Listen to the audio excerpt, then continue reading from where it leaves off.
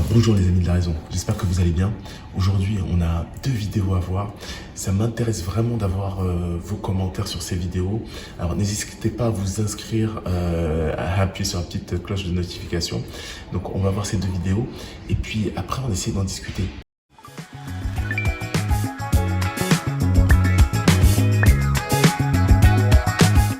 Hi, I'm Malika and I'm an accounting intern. Today I'm looking for a nice gentleman with some smart spending habits and also has a little bit of money for fun on the side. Any red flags that would pop out to me would usually be excessive spending, lots of gambling. Like if we're down 300 and you're like still going, like let's wrap it up. 3, 2, 1. Ooh, okay. Hey guys, how are we? Good, how are you? Not too bad. I have never seen any man, at least I've dealt with, bank statements in my entire life, but now I might need to check a little bit more. I feel like I'm empowered. I feel like I'm in control. What's your name? Hello, my name is Walker. I'm from Long Beach, California. What do you do for work? Right now I work at Barry's and my dad's company, Kimpack Environmental. I'm noticing Robin Hood. Yeah, Stocks? you know, trying to invest, set myself up for the future. Ticketmaster, did you go to a concert? Yes, I did. Which concert was that? Action Bronson. I can't pretend like I know who that is, but what's your name? My name is Jesse. Jesse, what do you do for work? I'm currently finishing up my last year of undergrad at CU Boulder. Oh, congratulations. Thank you. So what is your philosophy on spending? Well, I listened to this podcast like years ago, and he basically explained it in a way that your money and how you use it is a reflection of your values. So where you allocate your funds to is indicative of who you are as a person. That is a word. I'm seeing a lot of expenses in Colorado. So what's going on with that? Are you coming back to California? Well, I mean, we can talk about it later, but if this works out. We could talk about it later. Jesse, don't start something. Hi, number 3. Hello. Tell me about yourself. I currently work in the oil refinery. I model professionally, and I have a startup tattoo company. Got my LLC for the other day. Congratulations. Yeah. Thank you. I'm noticing some hefty deposits in here. What is the most you've ever spent on a date? I mean, outside of the deposits, I don't like to keep anything in the bank. Everything is typically in cash. But the most I've spent that I could think of was probably about 400 or 500. Okay. Nothing too crazy. All right, number 4. You like seafood boils? I love seafood boils. You want to go to one? We gotta go to one. I was just seeing some crowd there. Are you an athlete? Yeah, You play a sport? What sport do you play? I play basketball. Plays basketball. What is your major? My major is business.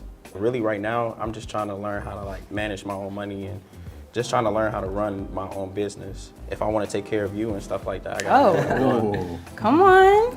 So you talked about wanting to get your finances right. I'm an accounting major.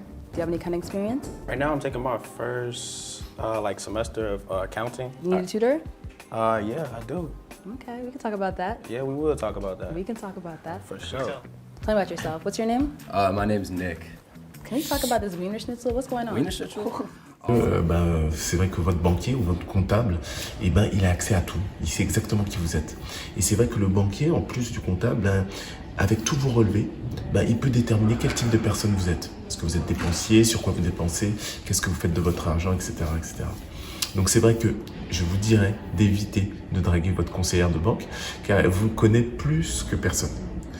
Mais de l'autre côté, j'aimerais vous montrer cette autre vidéo. Olivier rentabilise aussi les vêtements. Alors 12 ans de mariage et je mets encore mes chaussures du mariage, mon costume, ma chemise. Oui, c'est vrai qu'il fait beau. À chaque mariage, Bon, il j'ai est pas pareil, grossi, hein. pas maigri, donc en fait je suis toujours habillé pareil. Il recycle le café. Donc là, le café servira une fois, je peux le mettre à couler. Mais là la fois d'après, je jette pas le marc. Je m'en resserre encore une fois ou 2 fois, ou peut-être des fois 3 fois. Si c'est sur 2 jours, je peux m'en servir 3 fois. Ça corse le café, il est pas mauvais du tout. Et pas de petites économies, même le papier toilette est rationné. Nous, on prend 2 feuilles à chaque fois qu'on va aux toilettes et lui, il dit une feuille, mais après, on n'a pas assez de papier, on en reprend. Un restaurant gratuit pour les enfants. Sylvie, habituée à de la haute gastronomie, se demande vraiment où elle a atterri. Et elle tombe carrément des nues lorsqu'elle se rend compte qu'Olivier est un vrai pleur-misère. Si. Quand je dis merci, on devrait jamais dire merci pour une audition. Mais si, parce que merci pour le service d'abord. Oui. Bon, allez. Il me semble. Bon. Non, c'est assez honnête. Hein. Voilà. 2, 4. Papa, je peux en avoir un jeton?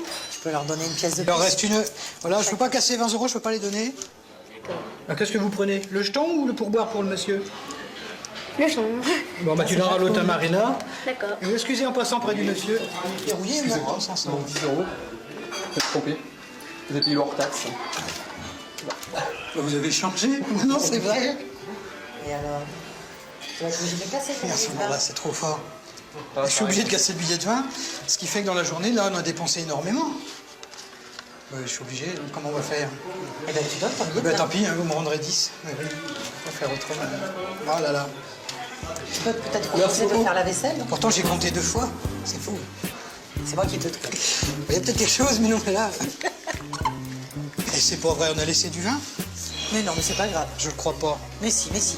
D'habitude, je l'aurais vu, je l'aurais pas laissé. Vas-y, d'accord. Voilà, moi, je m'offre des petits plaisirs. Oui, mais là, c'est pas un plaisir, c'est une obligation pour pas le laisser dans la bouteille. Bon, je l'ai payé quand même, c'est sûr. Ah bah oui, mais bon. Oh là, il y a 12 euros le kilo, 9,72, 9,72. 8,67 là. Ah ben voilà, encore mieux. Ah non, non, on descendra pas plus bas. Non, c'est ça.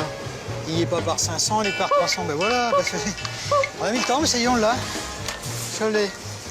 Voilà, j'ai une satisfaction, c'est bon, on va pas tarder à sortir. Hein. Il a un comportement très particulier avec l'argent. Et sa logique à lui ne correspond absolument pas à la mienne, puisque pour moi, ce qu'il fait est complètement loufoque et obsessionnel. Elle m'analyse avec mes manies, mais mes manies de personnes pas trop aisées. Elle a les moyens, elle peut dépenser. C'est facile d'analyser dans ces cas-là. Là, il y a des moments où c'est pas qu'elle me gonfle, mais j'aimerais bien qu'elle diminue un petit peu, parce que autant elle peut être charmante, autant le côté psy qui a des sous, ça va pas avec le côté travailleur du gars qui économise pour avoir sa maison. Hein.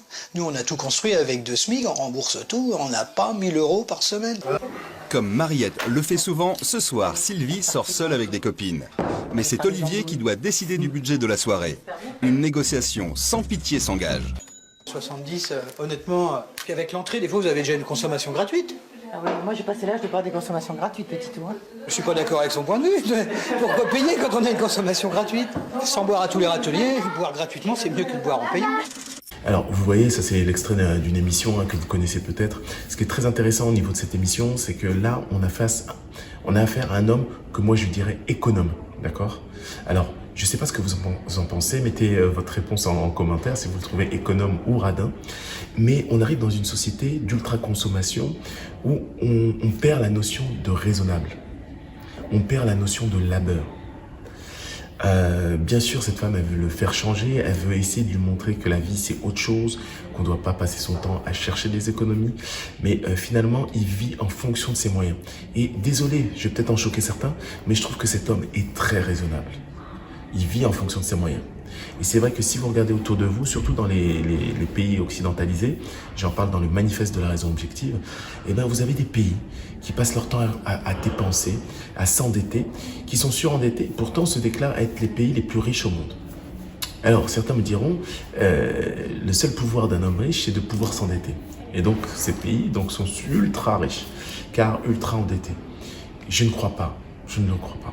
Donc maintenant, j'aimerais aussi avoir votre avis. Qu'est-ce que vous en pensez? Est-ce que finalement, vous êtes quelqu'un qui préférait dépenser à tout va? Ou est-ce que vous pourriez justement vivre avec ce type de mari qui fait attention, compte ses économies, essaye de donner de la valeur à son argent? Je sais que c'est compliqué, hein, mais j'aimerais surtout avoir votre avis. Dans tous les cas, moi, je tiens à vous dire, comme d'habitude, de prendre soin de votre conscience. Et puis, allez voir aussi cette application Afrisia qu'on a mis à disposition justement sur Google Play. En fait, l'idée d'Afrisia, c'est finalement de donner de la valeur à vos valeurs. Alors, à très bientôt et j'attends vos commentaires. À bientôt.